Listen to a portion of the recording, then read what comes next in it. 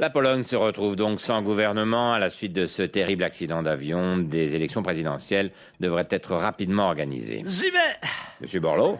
Oui, je vais aller les aider à diriger le pays. Ici, je sers à rien, j'ai pas de boulot, le Grenelle, c'est mort. Oui, c'est pas faux, mais vous n'êtes pas polonais. Ah, si, je suis assimilé polac.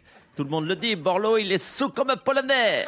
Le Grenelle de l'environnement a été quelque chose, je trouve, de très très positif. Mais le problème, c'est qu'on n'est pas dirigé par des guides ou par des leaders. On est dirigé par des politiciens qui ont une vision électorale. Et quand l'opinion publique, il sent que ça marche pas, elle vient en arrière. Ça manque de conviction profonde, ça manque d'être un homme, d'être courageux, de dire je le fais parce qu'on sait bien pour la nation. Et donc le but, c'est de créer évidemment un mouvement global contre le réchauffement climatique. Donc pour les sensibiliser, tiens, si on faisait appel à 2-3 top modèles qui se déshabillent de plus en plus, vous voyez un petit peu. Donc là, c'est le réchauffement du plateau. Donc un striptease, est-ce que ça vous sensibilise un peu au réchauffement climatique? Ça marche bien, non? Oui, d'accord. Avec des journalistes et des salariés de Nice Matin qui posent nus. Regardez, enfin nus, en tout cas derrière un journal, désolé.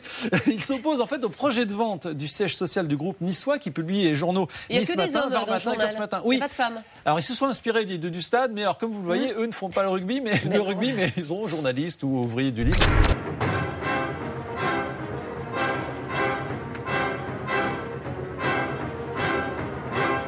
Ce qui les inquiète le plus, c'est cette surenchère de violence à laquelle se livrent les adolescents. Certains sont prêts à prendre des risques insensés pour épater la galerie.